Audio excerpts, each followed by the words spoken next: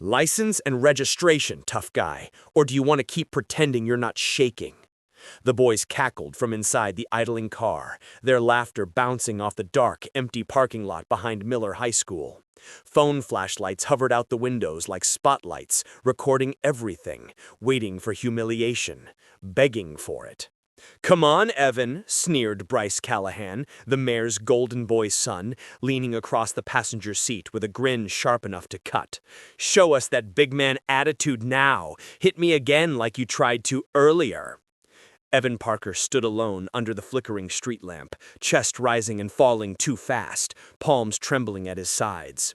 His backpack had been tossed across the asphalt. Its contents, textbooks, inhaler, a crumpled sketchbook, were scattered like garbage beneath the boy's feet. "I didn't hit you," Evan said quietly. "I told you. I was just trying to get my stuff back." "Trying to get your stuff back," Bryce repeated in a sing-song falsetto. "Hear that, boys? He thinks he can talk back now." A chorus of taunts rose from the car. "Speak up, nerd! Cry for us! Yo, hit record! This part's good!" Evan swallowed hard. He'd promised himself he wouldn't cry this year, not in front of them, not ever again. But the pressure in his throat was rising like a wave, and the bruises on his ribs from earlier throbbed with every breath. Bryce kicked one of Evan's sketchbooks across the pavement, pages flipped open to charcoal portraits, faces, landscapes, things that mattered to Evan more than anything else. Bryce stepped on one drawing deliberately, grinding the heel of his designer sneaker over a detailed sketch of a soldier kneeling beside a burning helicopter. "Oops," Bryce smirked. "Didn't your dad serve? Bet he'd love this one." Evan's stomach dropped. "He would," Evan whispered, voice cracking. "Please, just give me my stuff so I can go home." Bryce's eyes glittered. "Nah, I want a confession first." What?" "That you hit me." "I didn't say it." Evan stared at the ground. "Say it," Bryce hissed, grabbing him by the shirt collar, "or I swear, I'll make sure every teacher in this school thinks you're violent." Evan's breath hitched. It wasn't an empty threat. Bryce's father was the mayor, his uncle the police chief. Bryce had never faced consequences in his life. He didn't even understand what the word meant. "I didn't hit you," Evan repeated, voice thin and shaking, but steady. Bryce's smile snapped. And then came the punch. A fist slammed into Evan's jaw, not enough to knock him down, but enough to stun him. Pain exploded across his face. A shout came from the car. "Yo, did you get that on video?" Evan staggered backward, blinking hard. The boys laughed louder, fueled by the thrill of cruelty. Bryce stepped closer, lifting his phone to Evan's face. "You're done after tonight. And tomorrow? Oh man, tomorrow's gonna be fun." Evan finally broke. Not screaming, not hitting back, not running. He just whispered one word. "Why?" Bryce blinked, surprised by how small the word sounded. For a moment, just a moment, a flicker of shame crossed his face. Then he buried it with a smirk. "Because I can." And with that, Bryce turned to get back into the car. But halfway into the driver's seat, the sound everyone ignored at first, a low rumble, grew louder, sharper, closer. Tires against pavement. A spotlight cutting across the dark. Then, whee! A siren exploded through the parking lot, its red and blue lights flooding the scene like a tidal wave of judgment. The teens froze. The car went dead silent. Evan turned, blinking against the sudden glare. A cruiser rolled to a stop. Door opened. Boot stepped out. And Officer Daniel Parker, Evan's father, emerged. Uniform immaculate. Face unreadable. Presence instantly commanding. "Everybody out of the vehicle," he said calmly, but with an edge that cut through the night. Bryce swallowed hard. "Officer Parker, sir, this isn't now." Doors opened. Teenagers spilled out like guilty shadows. Daniel's eyes scanned the scene, the scattered belongings, the bruises on Evan's face, the boy's phone still recording. Then, his gaze landed on his son. Evan's breath caught. He hadn't expected this, hadn't wanted this. Daniel approached him slowly, jaw tight, not with anger at Evan, but something far deeper, something protective, something dangerous. "Evan, are you hurt?" Before Evan could answer, Bryce stepped forward. "Sir, it's not what it looks like. He hit me first." Daniel didn't turn to him. Not yet. He kept his eyes fixed on Evan, waiting. Evan hesitated, trembling, ashamed, terrified of making everything worse. "Dad, I didn't hit him." Daniel nodded once, a simple gesture, a silent, "I believe you." Only then did he turn. "Bryce Callahan," Officer Parker said, voice lowering, "I need you to step toward the front of the patrol car." Bryce forced a laugh. You can't be serious. My dad, you're being detained for assault, harassment, and destruction of personal property." Silence. "Is this a joke?" Bryce demanded, voice rising. "Call the chief now. He'll clear this up." "Don't move," Daniel said. Bryce's confidence snapped. "You're arresting the wrong person. He hit me first." "Officer Parker, sir, this is a misunderstanding." Daniel pointed at the phone in Bryce's hand. "Then your recording will clear everything up." Bryce paled. "Hand it over," Daniel said. Bryce's hand trembled as he passed over the phone. Daniel pressed play, and the parking lot filled with the sound of Bryce's own voice. "Come on, tough guy. Cry for us. These people need to learn, because I can." Every insult, every shove, every laugh, captured, in his own hand. Daniel paused it and looked up, expression colder than Evan had ever seen. "Don't worry, Bryce. We'll get the full video off the station system, even if you delete it." Bryce's face collapsed. The other boys shuffled nervously, glancing at each other, trying to calculate whether to run or stay, whether loyalty mattered anymore. Daniel stepped forward, cuffs in hand. That's when Bryce snapped one last time. Desperate. "You can't do this! My father will destroy you!" Daniel met his eyes. "Not tonight." And with one smooth motion, click, the cuffs snapped around Bryce's wrists. The mayor's son, the untouchable bully. For the first time in his life, he had been stopped. But Evan knew, even before his father reached for the radio, that this wasn't over. Because Bryce was right about one thing. His father, the mayor, would try to destroy Daniel for this. And the truth Bryce's phone contained, the truth Daniel would uncover once he followed the threads behind this incident, it wouldn't just threaten a career. It would expose a crime that ran deeper than anyone in this town imagined. A crime no one was supposed to discover. Not a student, not a cop, especially not a father. But the night had already started unraveling, and nothing in Miller's Crossing would ever be the same again. The parking lot felt colder once the cuffs snapped shut. Bryce wasn't laughing anymore. His friends weren't recording. And Evan felt something between terror and relief twisting in his stomach like barbed wire. Officer Daniel Parker kept his voice steady, controlled, but Evan had known his father long enough to hear the storm beneath it. "Sit tight," Daniel said, directing Bryce toward the curb. "Backup will be here in 2 minutes." Bryce stumbled, a mixture of shock and humiliation curdling on his face. "You're arresting the wrong person. You hear me? My father!" Daniel's jaw flexed. "Your father isn't here." "But he will be," Bryce spat, "and when he finds out, he'll see the footage," Daniel cut in coolly, "and the report, and your friend's statements." Bryce's head whipped toward the boys behind him. They shifted uncomfortably, suddenly fascinated by their shoes. "You guys, you're gonna back me up, right?" Silence.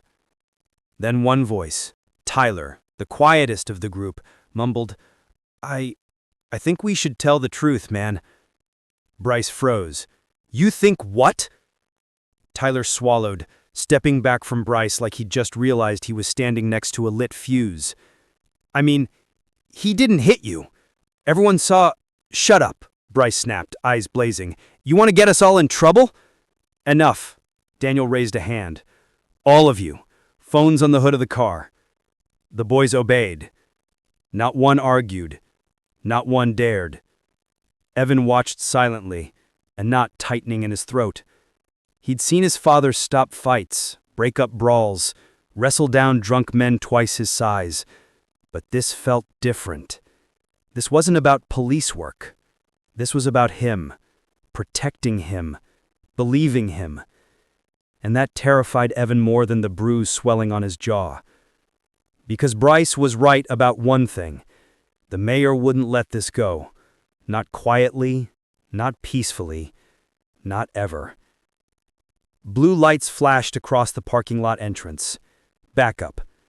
Officer Morales stepped out of his cruiser, eyes widening at the scene. "Parker, is that—" "Yes," Daniel answered before he could finish. Morales blinked. "You actually arrested him?" "Detained," Daniel corrected, "pending review of the evidence." "Jesus," Morales muttered under his breath. "You know the chief's going to explode." Daniel's voice hardened. "I don't care."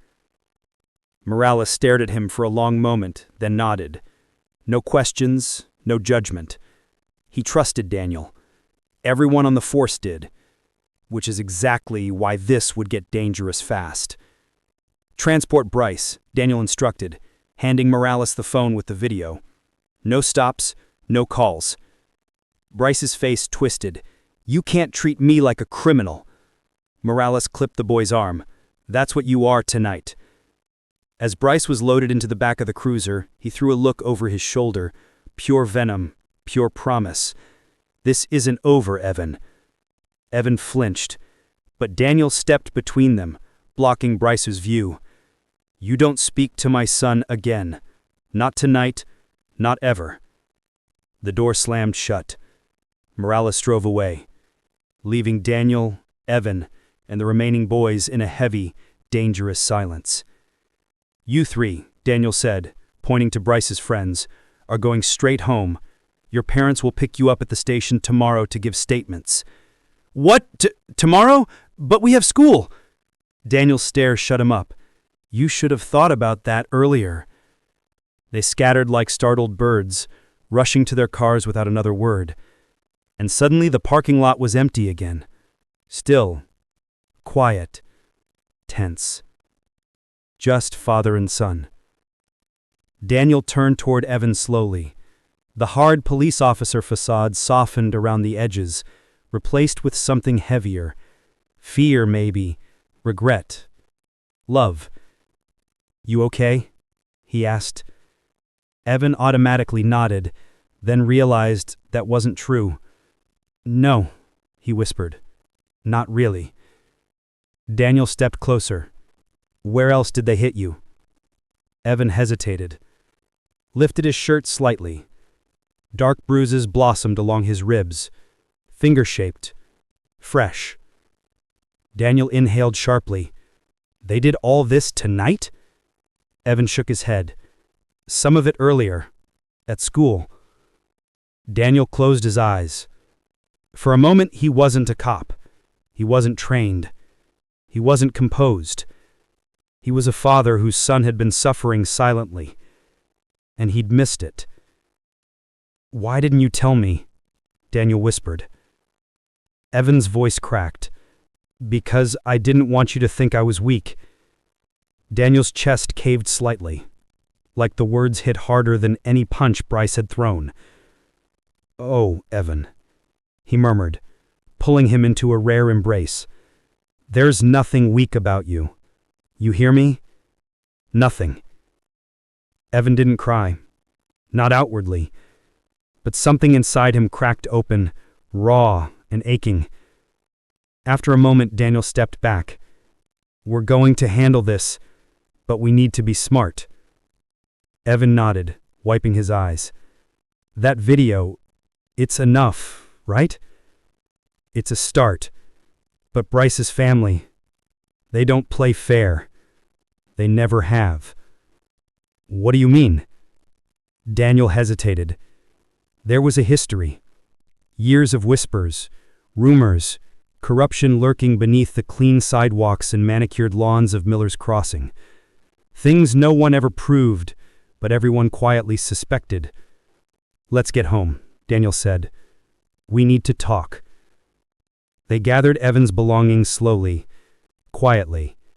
Papers smudged, sketches torn, pencils snapped. Evan noticed something then. His drawing, The one Bryce stepped on had a dirty sneaker print across it. The sketch of the soldier, the helicopter, the fire. It was Daniel in the drawing, a memory Evan never told him he'd captured. "Hey," Daniel said softly, noticing the picture. "This is good. Really good." "Not anymore," Evan muttered. Daniel crouched down, picking it up carefully. Characteristically carefully. Art can be repaired. Truth can't be destroyed. Remember that. Evan stared at him. Daniel stood up, and for the first time since the siren screamed into the parking lot, something else flickered in Evan's chest. Something he hadn't felt in a long time. Hope. That's when Daniel's radio crackled. "Dispatch to Unit 4. Chief Callahan is en route to the station requesting immediate contact with you. Repeat, immediate." Evan froze. Daniel closed his eyes for a brief second. "It begins," he murmured. "What begins?" Daniel squeezed Evan's shoulder gently but firmly. "Everything we just started protecting you from." He led Evan toward the cruiser. Headlights shimmered on the asphalt.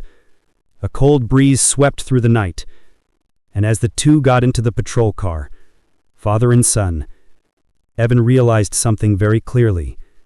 Bryce wasn't the real threat. His father was. And whatever Daniel had just uncovered tonight was only the edge of something far darker, something powerful enough to shake the whole town. And soon, very soon, it would. The drive to the station was silent, except for the hum of the engine and the occasional static hiss of the radio. Evan stared out the window, watching the streetlights flicker across the glass like a pulse. Steady, rhythmic, unnerving. Everything familiar about Miller's Crossing looked different tonight. The neat little houses, the trimmed lawns, the quiet dark of the town felt staged, like a backdrop hiding what really lived behind it. Daniel didn't speak. Not yet. He was thinking. Evan recognized that look. The tight jaw, the eyes focused on the road but not really seeing it. The way his fingers tapped, once, twice, against the steering wheel before he forced them still. He was preparing for something. Bracing for something. And if Daniel Parker, the most unshakable man Evan knew, was bracing, then whatever waited at the station wasn't just trouble. It was a war. The police department looked small when they pulled up. A modest brick building tucked between a pharmacy and a closed bakery. One story. Neutral paint. Always half-lit. Always underfunded. But tonight it looked even smaller, like it was about to be swallowed whole. Chief Callahan's black SUV was already parked crooked across two spaces, hazard lights pulsing angrily in the dark. The man had a reputation for being impossible to disagree with and exhausting to work under. And yet, somehow, he maintained the image of the charming public servant the town adored. The kind of man who shook hands with mayors and covered for their sons. Daniel parked carefully, calm, deliberate, and shut off the engine. "Listen," he said finally, turning to Evan. "Whatever happens in there, you say nothing, not a word. You don't answer questions, you don't defend, you don't apologize, you don't explain." Evan swallowed. "Why? I didn't do anything wrong." "I know. That's why you don't talk." "But—" "No!" Daniel's tone softened, but only barely. "This isn't about guilt or innocence. This is about power." Evan had no idea what that even meant fully, but he nodded. Daniel rested a hand on the back of Evan's neck, steady and protective. "And whatever you hear, you let me deal with it. I started this. I'll handle it." Started this. Those words twisted like something sharp. But Daniel was already out of the car, walking around to Evan's side. When he opened the door, Evan noticed the way his father moved, shoulders squared, posture rigid, steps measured like a soldier entering hostile ground. Inside the station, the air felt thick, tense, wrong. Two officers looked up from the front desk as Daniel walked in with Evan behind him. Their expressions flickered. Respect first, then worry, then something like warning. "Parker," one said under his breath. "Chief's been pacing for 20 minutes. Daniel nodded once. "Where?" "Interview room B." The officer's gaze slid to Evan, then quickly away. "You sure you want him?" "Yes." Daniel's voice shut down the question. They walked down the narrow hallway. The closer they got, the clearer the raised voices became. One was Chief Callahan's, deep, irritated, used to being obeyed. The other... "Oh no," Evan whispered. It was the mayor. Bryce's father. Mayor Richard Bellamy. A polished man, always dressed like he was being photographed, always smiling, always shaking hands at town events. Yet the voice now spilling out into the hallway wasn't polished at all. It was livid. "Outrageous, Callahan! He humiliated my son! In public! In handcuffs! Do you understand the optics of that?" Daniel paused at the door. Evan felt his pulse spike. "You ready?" Daniel asked quietly. Evan nodded. Though he wasn't sure he was. Daniel pushed open the door. The arguing stopped instantly. Mayor Bellamy turned, and Evan had never seen a face shift so fast, from fury to icy calculation. His eyes landed on the bruise on Evan's jaw. Then on Daniel. Then back to Evan. He didn't flinch. He didn't look guilty. He looked offended by the inconvenience. Chief Callahan cleared his throat, attempting diplomacy. "Daniel, we're in a difficult situation." "No," the mayor snapped. "He put us in a difficult situation." Daniel stepped forward, calm but unyielding. "Mayor Bellamy, Bryce assaulted my son. We have video evidence, physical evidence, and eyewitness statements." "Teenager's roughhouse," Bellamy said dismissively. "This wasn't roughhousing. You arrested him. I detained him for investigation, which is entirely within protocol." "That's where you're wrong," Bellamy leaned forward. "Protocol changes when the situation involves the mayor's family and an officer's son." Daniel's stare hardened. "You're suggesting I should have ignored a violent assault because of politics?" "I'm suggesting," Bellamy said smoothly, "that you've created a scandal where there didn't need to be one." Evan clenched his fists. Chief Callahan looked miserable, sweating, tugging at his collar. "Daniel, maybe if you just waited before escalating?" "Escalating?" Daniel repeated. "Bryce had Evan on the ground. He forced him to kneel. He struck him multiple times." Bellamy scoffed. "Boys fight. You were a boy once."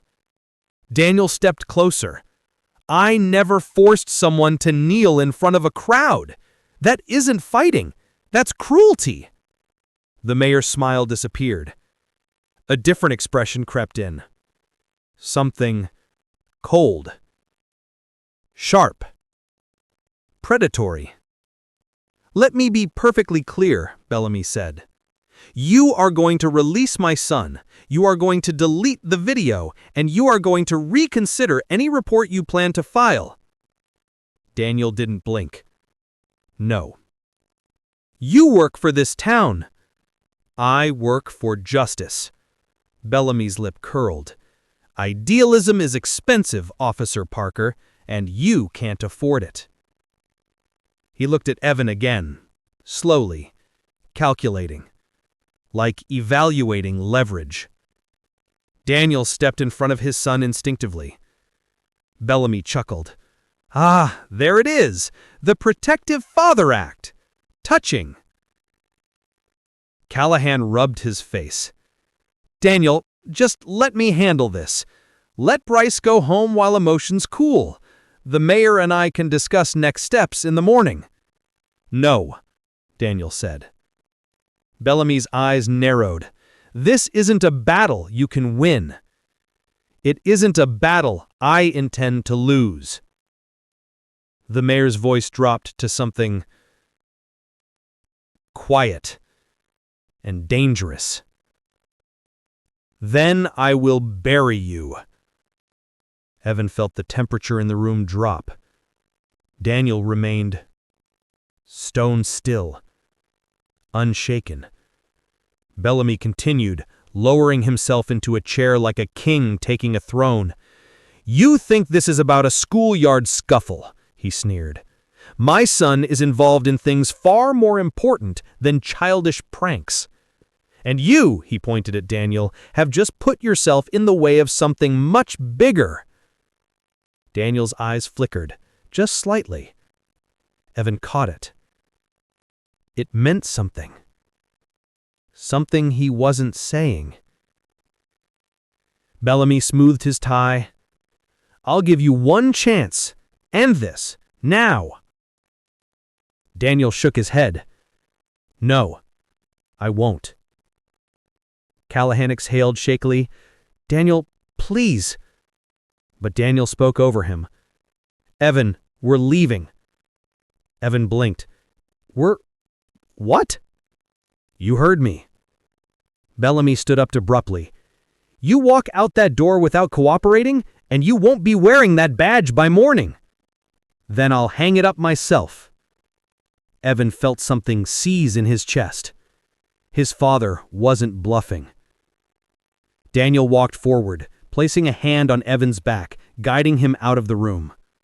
Bellamy's voice cut across the hallway like a blade.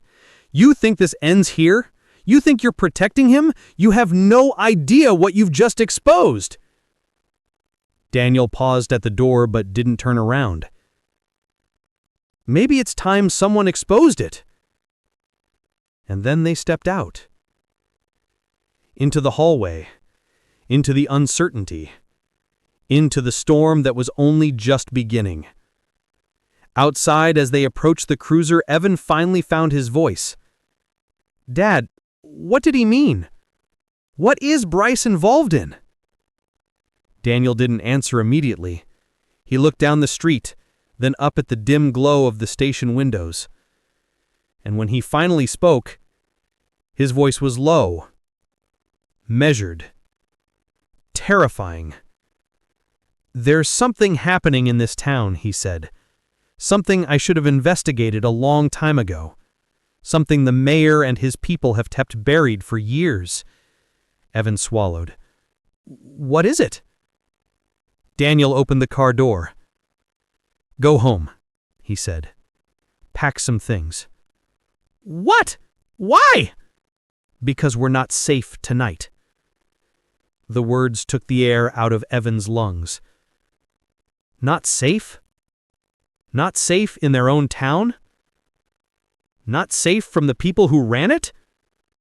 Not safe from Bryce? Or the mayor? Or the secrets they were hiding? Daniel started the engine.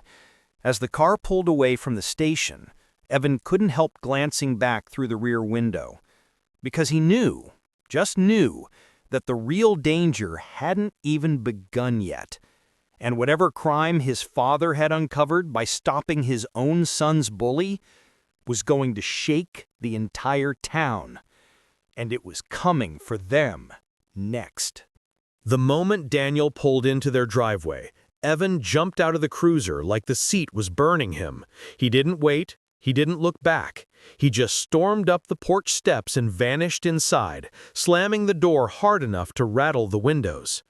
Daniel stayed behind a moment longer, hands gripping the steering wheel, jaw locked, heart pounding like someone was hitting it from the inside. He had replayed that traffic stop 100 times in his head already. The fear in Evan's eyes, the shaking hands, the missing headlight, the tail light wires cut clean through, not broken, not loose, cut. And the fact that his own son had whispered, "Dad, I don't know what's happening to me." Not, "I didn't do it." Not, "I can explain." Just fear. Pure fear. The kind Daniel had seen in victims, not suspects. And then the mayor's sudden appearance. The threats. The warnings. The way he'd called Evan a problem before knowing a single fact. Daniel rubbed his temples, trying to ignore the knot forming in his stomach.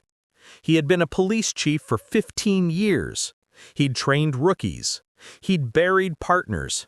He'd testified in front of state committees. But he had never, not once, felt this. Powerless. He finally stepped out of the cruiser and went inside. The house felt colder than usual. Quiet. Too quiet. Evan sat at the kitchen table, elbows on his knees, staring at the floor like he was trying to memorize every crack in the tiles. Daniel approached slowly, not as a cop, as a father. "You hungry?" he asked. Evan shook his head. "You want water?" Another head shake. Daniel pulled out a chair and sat beside him, hands folded. "You going to tell me what's going on?" he asked gently. Evan's throat bobbed. For a second, Daniel thought he might talk, but then the boy's shoulders tightened and he whispered, "I didn't do anything wrong, Dad. I swear. I swear on everything." Daniel nodded. He believed him. He didn't have a single reason not to. "Then someone wants it to look like you did," he said softly. At that, Evan snapped his head up. His eyes were red, his face blotchy, but there was something else there too. Recognition. "You think someone's framing me?" Daniel didn't want to say it out loud, didn't want to believe it, but he had seen enough scenes like this to know what tampering looked like. "It's possible," he admitted. "Those wires on your taillight didn't fray. Someone cut them. Clean." Evan shuddered. Daniel knew his son. He knew the kid wasn't perfect. No teenager was. But Evan wasn't a troublemaker. He wasn't reckless. He wasn't wild. He didn't drink. He didn't do drugs. He didn't sneak out. He was the quiet type. The observant type. The kind of kid teachers trusted with classroom keys. The kid who made honor roll without reminding anyone. The kid who apologized when someone else bumped into him. The kid who spent his allowance fixing old radios at the flea market. But none of that mattered to the mayor, to the town, to the people who had already whispered for years. "That boy ain't his. Look at him. He looks nothing like Daniel." Daniel swallowed the bitterness building in the back of his throat. He forced himself to breathe, to think, to stay steady. "You're not in trouble," he reassured. But even as he said it, he felt a strange tension in the room, like something bigger than the two of them was closing in. Before he could ask anything else, the front door opened. Linda stepped inside, purse on her shoulder, breathless. She worked long shifts at the county clerk's office, and her hair was always a little frizzy by the time she came home. But tonight she looked shaken. "Linda?" Daniel asked. "You okay?" She set her purse down slowly. "Daniel, we need to talk. Now." Her eyes moved to Evan and instantly softened. "Oh, honey, I heard what happened. Are you hurt? Are you scared? Come here." But when she stepped toward him, Evan flinched. Not from her. From everything. The whole day. The fear. The humiliation. The mayor shouting at him, the handcuffs, the flashing lights, kids from his school passing by filming on their phones. He felt poisoned by the whole town. Linda saw it and her heart broke visibly. She turned back to Daniel, voice trembling. Daniel, something's wrong. At work today, people were talking about Evan, about you, about some investigation. Daniel's stomach dropped. Investigation? She nodded. I overheard 2 county supervisors. They said the mayor's office is planning to push through a motion to suspend you pending review. Something about internal procedural failures. And they mentioned Evan's name. Daniel felt the words like a physical blow. Evan went pale. They're trying to take you down, Linda whispered. Both of you. Daniel stared blankly for a moment, then stood up, arms crossed, breath steadying. Why? He asked quietly. What would the mayor gain from... Linda cut him off. I don't know, but there's more. She reached into her purse and pulled out a folded paper, a printed email, fresh, still warm from the copier. She slid it across the table. Daniel opened it, read it once, twice, a third time. Then his hands began to shake. The message was from the mayor's office. Subject line, confidential, prepare media release draft. The body read, pending Chief Lawson suspension expected within 48 hours. Narrative to focus on nepotism, lack of discipline, and juvenile endangerment. Son's traffic violation to be presented as part of an ongoing behavioral pattern. Prepare talking points to maintain town trust. They hadn't even suspended him yet, but they had already written the press release, already prepared the talking points, already crafted the narrative that he was an incompetent father and a corrupt chief, already painted Evan as a problem child. Daniel closed his eyes. A long breath, slow, painful. Someone wanted them destroyed. Someone powerful, connected, protected. Evan's lip trembled. Dad, what did I do?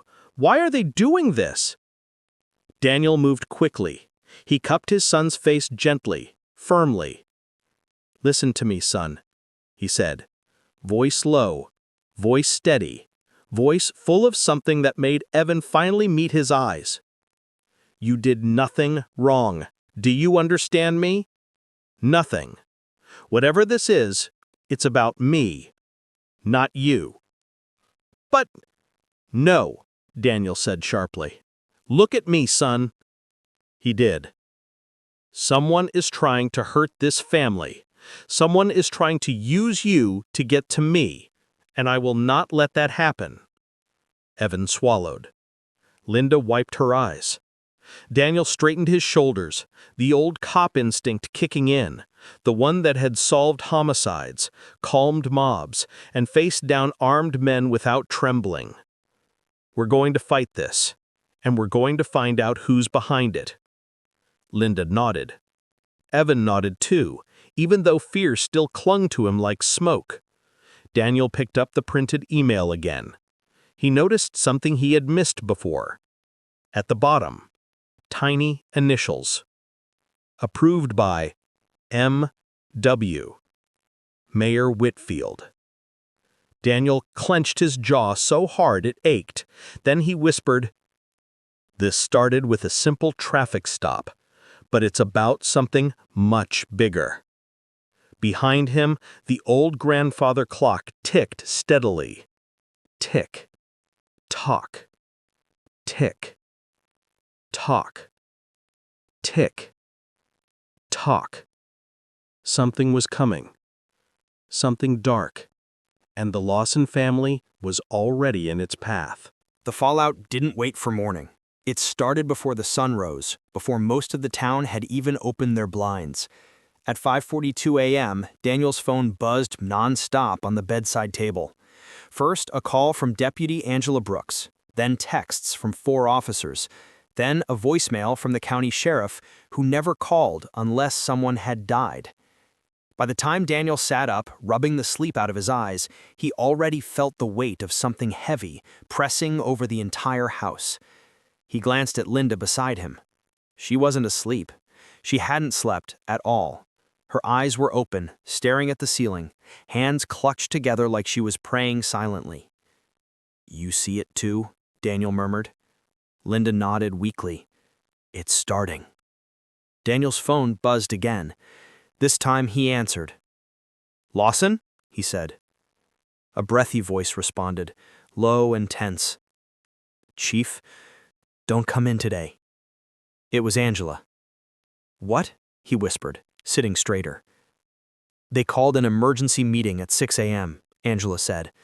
Mayor Whitfield, City Attorney Barnes, and Director of Public Safety Llewellyn are here. The mayor brought a film crew." Daniel felt his heartbeat stop for half a second. "A film crew?" he repeated. "News channel," she said. "They're preparing something, setting up lights, getting angles of the station. I overheard the mayor talking about restoring trust. That never means anything good." Daniel closed his eyes. Of course. The press release Linda had brought home last night. They were executing the playbook he hadn't even seen yet. He stood from the bed and walked into the hallway as he listened. Angela continued. "There's talk of a temporary suspension. The words pending investigation have been thrown around 20 times already. They're trying to get ahead of the story." Linda appeared in the doorway, anxiety etched across her face. Daniel pressed the phone harder to his ear. "What story?" he asked. Angela exhaled shakily. "The one they're writing about you. The one they already wrote about Evan." Daniel gripped the wall. "Angela, tell me straight." There was silence. And then, "They're about to paint your son as a delinquent, and you as a chief who covers for him." Daniel felt like the air had been punched out of his lungs. Before he could respond, footsteps pattered on the stairs. Evan, still in pajamas, hair messy, eyes swollen from barely sleeping. He stood halfway down the steps, holding his dead phone in his hand, like it was a body he found on the roadside. "Dad," he whispered, "something happened." Daniel ended the call with Angela immediately and rushed toward him. "What is it?" Evan swallowed tightly. "I tried to check my school group chat." He held up the phone. "I got this." Daniel took the phone. It was a screenshot. A blurred image, grainy but unmistakable, of the moment Daniel pulled Evan over last night. Blue lights flashing, Evan leaning against the hood, hands visible, Daniel approaching cautiously. The caption, in bold white text, "Police chief detains his out-of-control son. Insider says drugs involved." Another message followed. "Town hall emergency announcement at 10 a.m. Stay tuned." And another. "Told y'all that Lawson kid was trouble." Evan wrapped his arms around his stomach like he was trying to hold himself together. "I didn't do anything," he choked. "Why are they doing this? Why is everyone—" Daniel didn't let him finish. He grabbed the boy and pulled him into his chest. Evan's body shook against him. "It's not your fault," he whispered fiercely. "None of this is your fault." Linda hugged them both. For a few seconds, the three of them stood there, tired, frightened, but together. But fear wasn't done with them yet. At 7:15 a.m., someone knocked on the front door. Hard. Not a neighbor's knock, not a delivery. Police. 3 quick bangs, a pause, then another 3.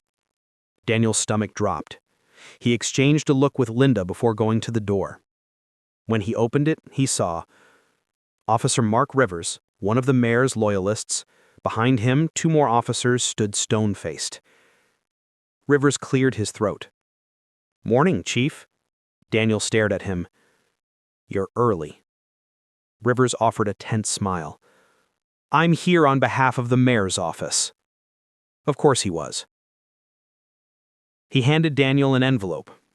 "Effective immediately, you are placed on administrative leave pending review of your handling of last night's traffic stop." Daniel opened the letter. Inside was exactly what he expected. Cold, clinical, perfectly rehearsed betrayal. Rivers continued. "And, Chief, I was told to inform you that the town hall will be live-streamed.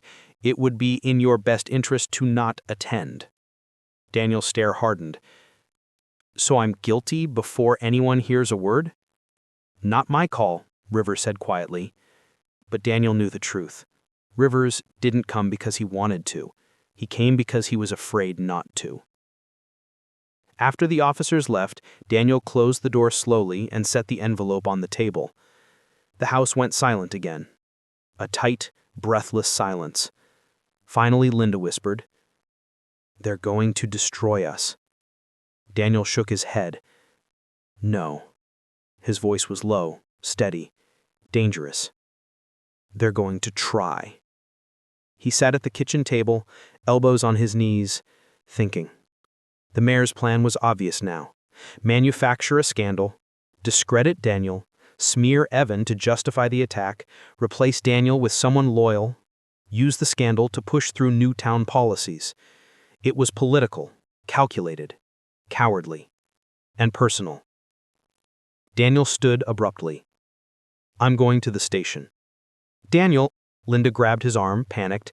"Did you not hear what Rivers said? They want you to walk right into their trap." Daniel met her eyes. "No," he said. "They want me scared. They want me quiet. I'm not giving them either." Evan walked over too. "I'm going with you," he said. Daniel shook his head. "No, you're staying home." Evan lifted his chin. "No, this is happening to me too. I'm not hiding." He studied him. His son was terrified, but he wasn't backing down. A flicker of pride warmed his chest. "All right," Daniel said, "but you stay beside me, understand?" Evan nodded. Linda grabbed her purse. "If you think I'm letting both of you walk into that chaos without me, you've lost your mind. We go together."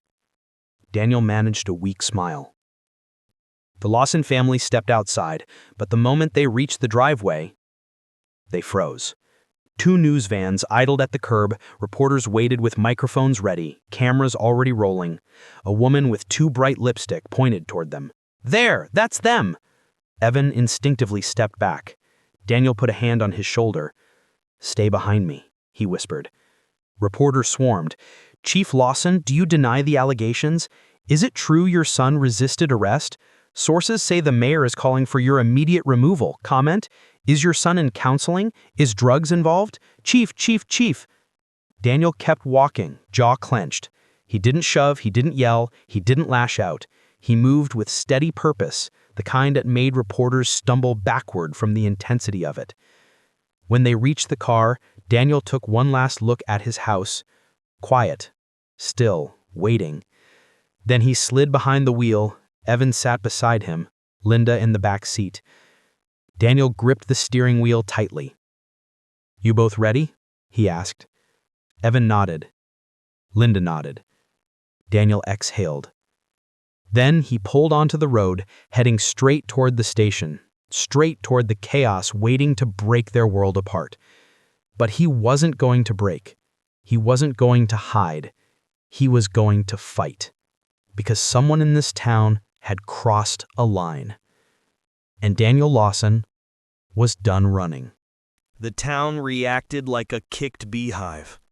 By sunrise the next morning, the news had spread farther and faster than any official report Daniel could have written. Whisper networks outpaced Wi-Fi.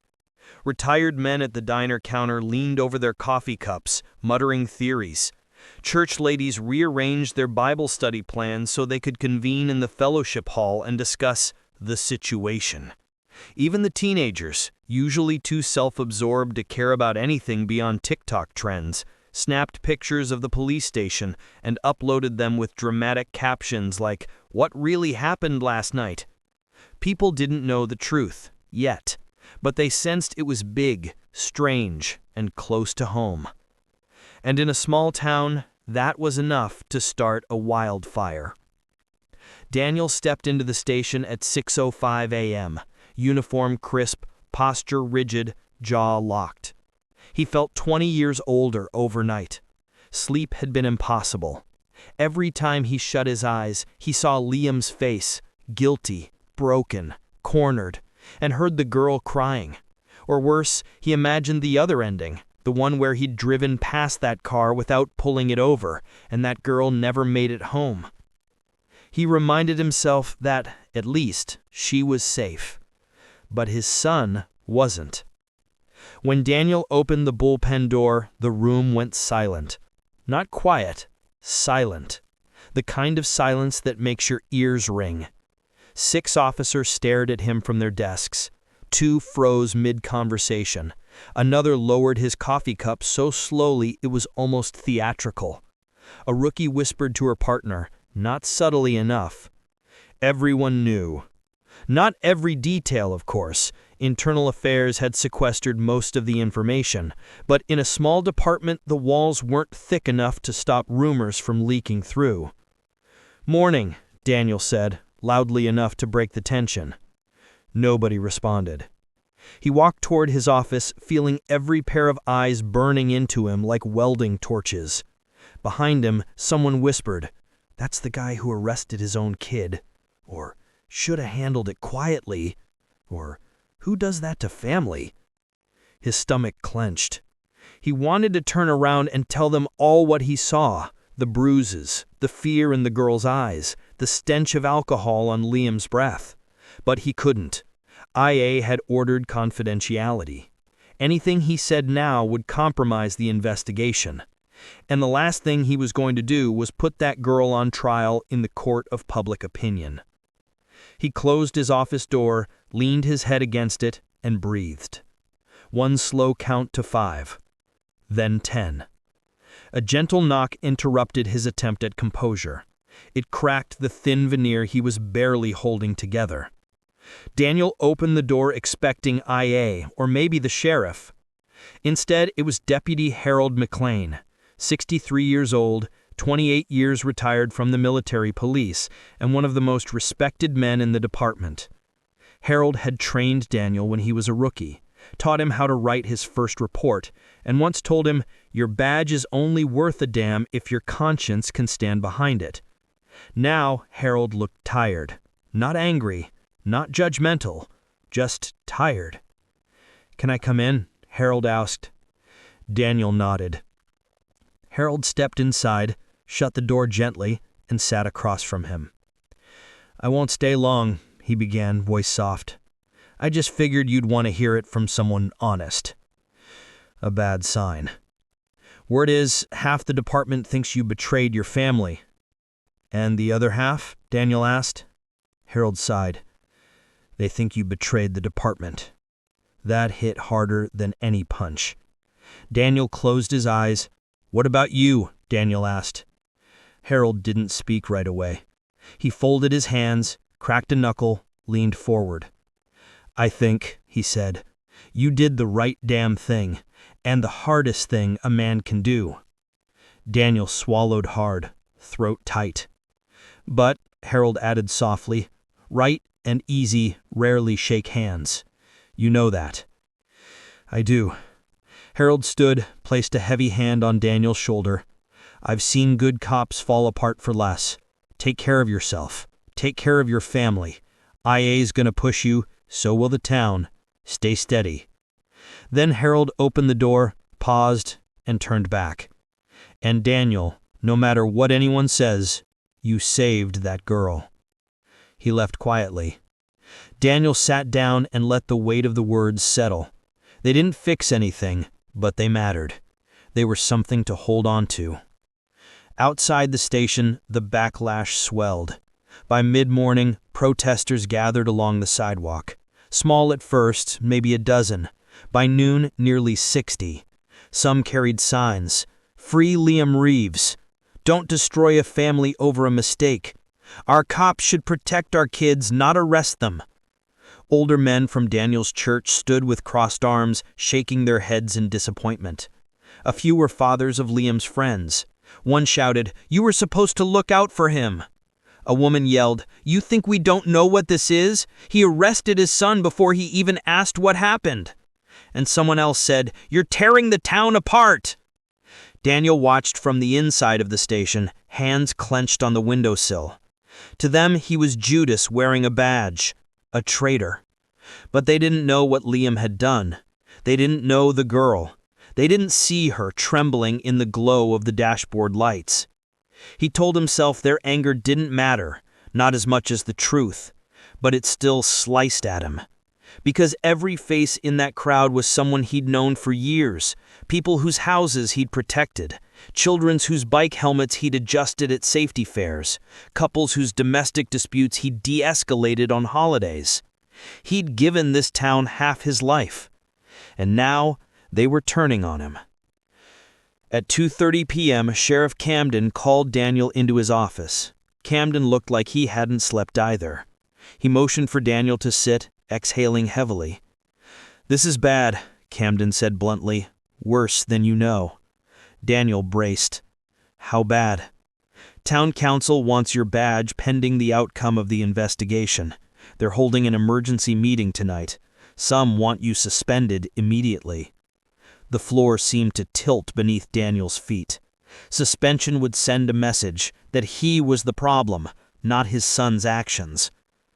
"What do you want?" Daniel asked. Camden's jaw tightened.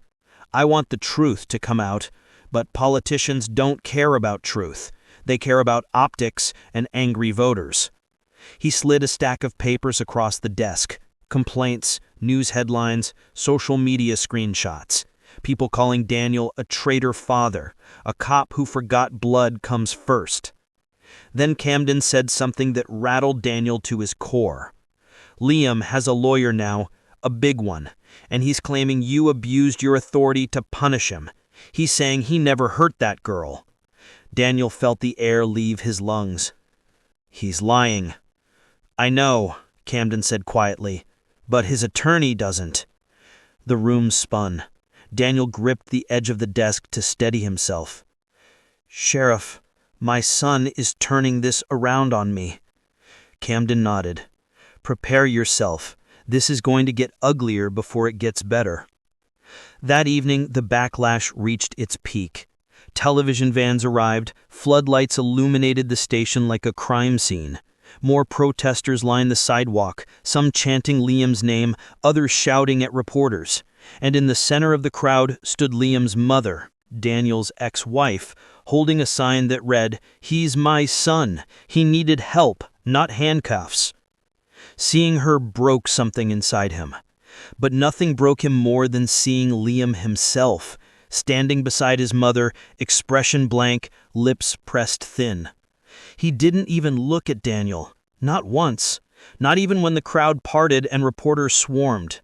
Not even when someone shouted, "Officer Reeves, do you regret arresting your own son?" Not even when Daniel whispered, too low for himself to hear, "Son, please don't do this." Liam stared forward as though Daniel were a stranger. And for the first time since the night of the arrest, Daniel felt truly afraid. Not of losing his job, not of the town turning against him, but of losing his son forever.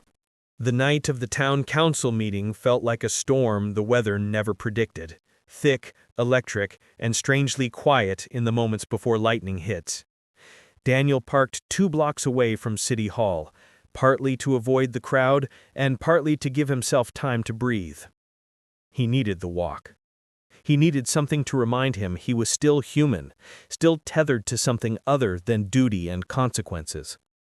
But even with the extra distance, he could hear the noise long before he reached the steps. Chanting, shouting, camera shutters clicking like a swarm of insects. And worst of all, the chanting had changed. No longer, "Free Liam," or "Protect our kids." Now they were chanting his name. "Reeves out! Reeves out! Reeves out!" It echoed through the chilly night air like a sentence being pronounced. A few people saw him walking toward the building, and the whispers began immediately. Faces twisted, voices sharpened, and fingers pointed like accusations. "That's him! God help him! Poor kid, imagine your own father doing that to you. He should be ashamed. Traitor." Daniel kept his eyes forward. He'd been trained to shut out noise, stay focused under pressure, but this was different. This wasn't a hostile suspect or a tense standoff. This was his community, his neighbors, the people whose broken fences he'd helped fix after storms, whose medical emergencies he'd responded to, whose barbecues and birthday parties he'd attended over the years. People he'd protected with everything he had. Yet tonight, they looked at him like he was the threat. A reporter hustled toward him, microphone extended. "Officer Reeves, do you believe you abused your authority to target your son? Do you have any comment on his lawyer's statements? Officer Reeves, are you planning to resign before the council votes? Officer Reeves, does your son fear you?" That one cut deep. He didn't respond. He didn't break stride. He walked up the steps, past the cameras, past the shouting, and into City Hall, where, if the town got its way, his badge and career might be waiting for him on the chopping block. Inside the chamber, the atmosphere was no calmer. The room buzzed with tension, filled beyond capacity. Folding chairs had been dragged in from storage, and people still lined the walls. Some faces looked sympathetic. Most didn't. Daniel spotted Sheriff Camden at the front, jaw tight, arms folded. Camden gave him a nod. A small one, but a nod nonetheless. A sign of loyalty. Next to him sat the town council. 5 members, 3 of whom Daniel had gone fishing with over the years. Their expressions were unreadable, masks carved from stone. He took a seat near the front as instructed. Behind him he heard murmurs. "There he is. Can't believe he'd do that to his own boy. Probably thinks he's some kind of hero. Breaking up families. Just wait till we vote him out." The meeting began. Council President Harold Walters struck the gavel. "We are here tonight to address the matter regarding Officer Daniel Reyes in light of the recent incident involving his son Liam Reyes and allegations of improper conduct." Every head in the room turned to Daniel. Walters continued, "We understand that this is a sensitive matter. Emotions are high, but we ask that all comments remain respectful." A wave of sarcastic laughter rippled through the crowd. Daniel sat perfectly still, though his pulse hammered. The first speaker was Liam's lawyer, a sharp-dressed man with the kind of confidence that comes from comfortable retainers and big city law firms. "Ladies and gentlemen," he began smoothly, pacing like a pastor addressing a congregation, "my client, a minor, was subjected to undue aggression, coercion, and excessive force by his own father, Officer Reeves." "That's a lie," someone muttered loudly. Daniel wasn't sure if it came from Camden or his own clenched teeth. The lawyer continued, voice mournful, practiced. "This young man was not treated as a citizen deserving of rights or even as a son deserving of compassion. He was treated as an enemy, as a trophy arrest to prove a point." A low rumble of approval swept the room. Daniel's fists tightened until his knuckles bleached white. The lawyer gestured toward the crowd, and ask yourselves, why? Why didn't Officer Reeves call the boy's mother first? Why didn't he allow another officer to intervene? Why did he choose the one outcome guaranteed to destroy this child's future? Daniel wanted to shout, "Because the girl was terrified, because I saw what he did, because I had no choice." But he kept silent. Sheriff Camden shifted in his seat, visibly restraining himself. The lawyer concluded, "This town trusts its police force. They should trust that no officer will abuse his badge, not even when the suspect shares his last name." Thunderous applause followed. Daniel felt heat rise in his face, but he stayed still, eyes forward. The next speaker was someone Daniel wished the earth would swallow whole, Liam's mother, Elaine. She walked to the microphone wearing a calm, almost regal expression, but Daniel recognized the look in her eyes, fury wrapped in disappointment. When she spoke, her voice trembled just enough to sound wounded. "I'm not here to attack anyone." A lie. "I'm here as a mother A mother whose son was handcuffed and humiliated. A mother who learned what happened from a phone call, not from the man who once promised we'd raise our children together. Several people murmured shame under their breath. Elaine dabbed her eyes with a tissue. I know cops have a hard job. I know things get messy. But I also know my son is not a criminal. He's a good boy who made a mistake. And instead of helping him, his father chose the most painful public path possible. She paused, letting the silence thicken. I don't want Daniel punished. I just want him to admit he went too far. Her voice cracked for dramatic effect. And I want him to apologize. Someone shouted, "Yeah, apologize!" Another chimed in, "Make this right!" Elaine stepped down from the podium, unable to look at Daniel, or unwilling to show that she might be wrong. Either way, it shattered something inside him. Then, unexpectedly, the council allowed one more public comment. It was the girl he saved. She walked slowly to the microphone, still bandaged, still pale, still shaken. People quieted. The room dimmed around her. I didn't want to talk, but I need to." Her voice wavered, but she steadied herself. "A lot of you think Officer Reeves ruined his son's life." She swallowed. "But that night, I thought his son was going to ruin mine." A gasp rolled through the audience. She continued, trembling but brave. "He didn't hurt his son. He saved me." She wiped her eyes. "He may have saved my life." Her voice cracked. "And I'm sorry that hurts their family. I really am. But he did the right thing." Silence clamped down like a lid. Not everyone was convinced, but everything shifted. Not in Daniel's favor, not yet, but enough that the council hesitated. Enough that the mob's chanting died. Enough that, for the first time in days, Daniel felt the faintest flicker of hope. The breaking point had come. But he wasn't broken. Not yet. The council meeting adjourned just after 10 p.m., but the real verdict hadn't been spoken yet. They'd cast no vote, issued no formal statement. They simply retreated behind closed doors, leaving the town suspended in a kind of moral purgatory. Outside, the crowd dispersed in pieces, some angry, some thoughtful, some too confused to pick a side. People turned their collars up against the wind, their voices low. The earlier fury had been replaced with something quieter. Doubt. Whispers of, "Maybe we don't know everything," floated through the cooling night. Daniel stepped out of City Hall only after the last cameras were gone. Sheriff Camden waited for him under the shadow of the building, arms folded, breath fogging in the dark. "You all right?" Camden asked. "No," Daniel answered honestly.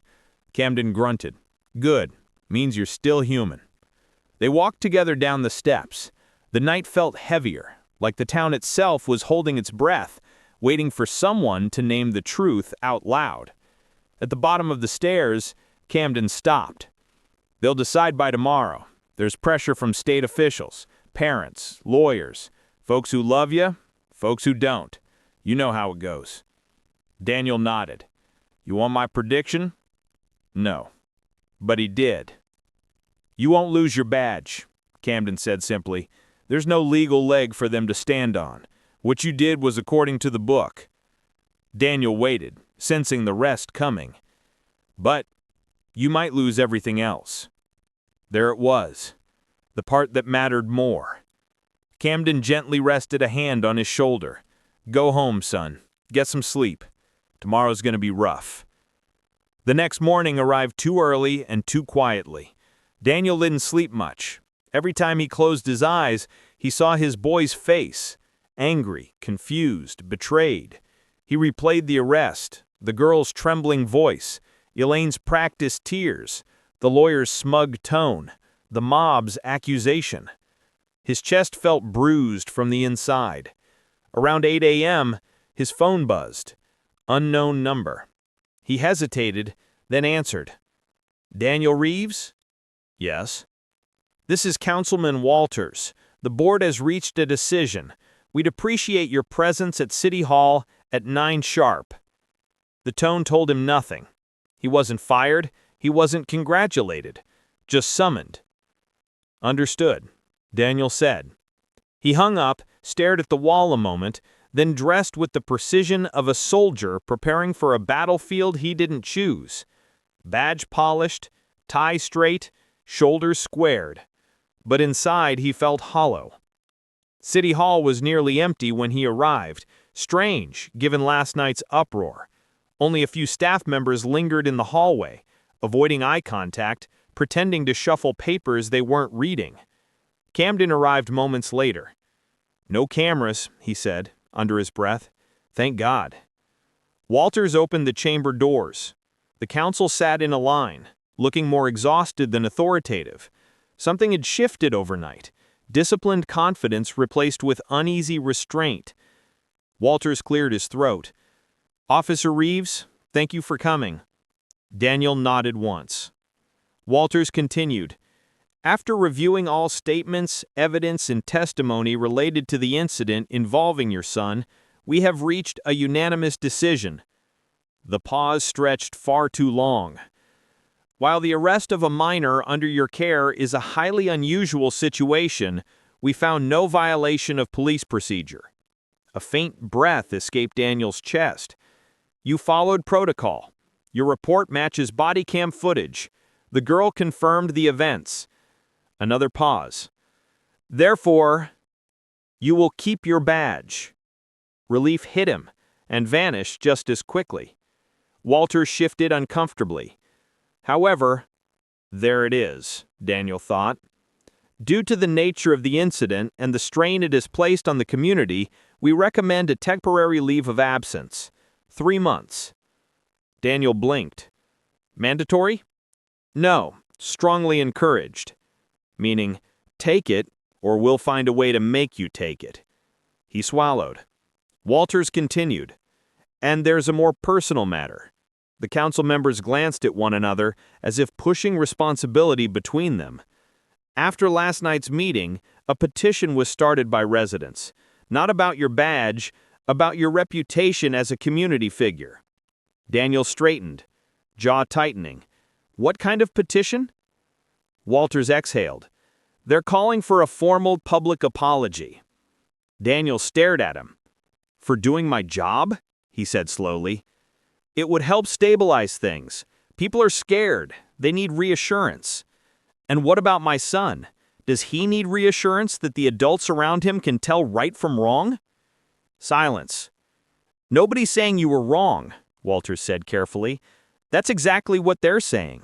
They just don't want to admit it outright. Camden at his side murmured, You don't have to do this, Daniel. But the council sat there, 5 adults who had known him his whole life, expecting him to bow his head and heal their guilt.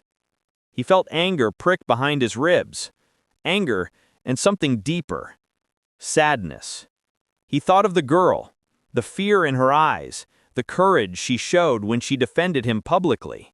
He thought of Liam, sitting at home, probably still convinced he'd been wronged. He thought of Elaine twisting the story into something self-serving. And he realized something important. This was not about his pride. It was about truth. I'll apologize, Daniel finally said. Camden jerked his head toward him. Daniel! I'll apologize, Daniel repeated, but not for arresting my son. The council exchanged looks. I'll apologize, he continued, voice steady, for failing him long before that night, for not seeing how he was spiraling, for the years I spent keeping distance, believing toughness meant good parenting, for letting our divorce turn him into collateral damage. He drew a breath. I'll apologize for those things, but I will not apologize for protecting a young woman who needed help, and I won't apologize for stopping my son from hurting someone. Silence blanketed the room. Even Walters couldn't meet Daniel's eyes. After a moment, the council president nodded stiffly. We accept that. The press briefing was scheduled for noon. A small crowd gathered, smaller than the chaos from earlier, but still filled with murmurs and cameras. Daniel stood at the podium, Camden beside him, the counsel behind. The girl watched from the front row, flanked by her parents. Elaine stood further back, arms crossed, Liam beside him looking conflicted, pale, thinner than usual. Reporters shuffled, preparing to record. Daniel adjusted the microphone. "Thank you all for coming," he began. "I won't take much of your time." Cameras focused. People stilled. He spoke with the calm of a man who'd finally stopped running from the truth. "I've been a police officer for 27 years. I've made arrests that changed lives. I've held hands of grieving families. I've gone to bed some nights feeling like a hero, and others feeling like a failure." He paused. 2 nights ago, I arrested my son." Gasps fluttered across the crowd, though everyone knew. "I didn't do it because he's my enemy. I didn't do it to punish him. I did it because he crossed a line that could have destroyed another young person's life, and because in that moment, he needed a father who enforced boundaries, not one who ignored them." He let those words settle. "This town deserves honesty, so here's mine. I regret not being there for my son sooner. I regret every opportunity I missed to guide him the right way. I'm sorry for that. Truly." A murmur of surprise across the crowd. He continued, "But I am not sorry for protecting someone in danger. I am not sorry for doing my duty, and I would make the same choice again." The room held its breath. "And I hope," Daniel said softly, looking directly at Liam, "that one day, my son will understand that what I did out of love." Liam's eyes glistened. Elaine looked stunned. And the crowd? For the first time, they didn't look angry. They looked immoved. Afterwards, Camden whispered, "Well, hell, you might have just saved this town from eating itself alive." Daniel managed a tired smile. "One crisis at a time, Sheriff." That evening, as he walked to his car, he heard footsteps behind him. He turned. Liam stood there, hands buried in pockets, head bowed. "Dad?" he said quietly. Daniel swallowed. "Yeah, son?" Liam's voice wavered. "Can we talk?" And for the first time, since the night everything fell apart, Daniel allowed himself to hope.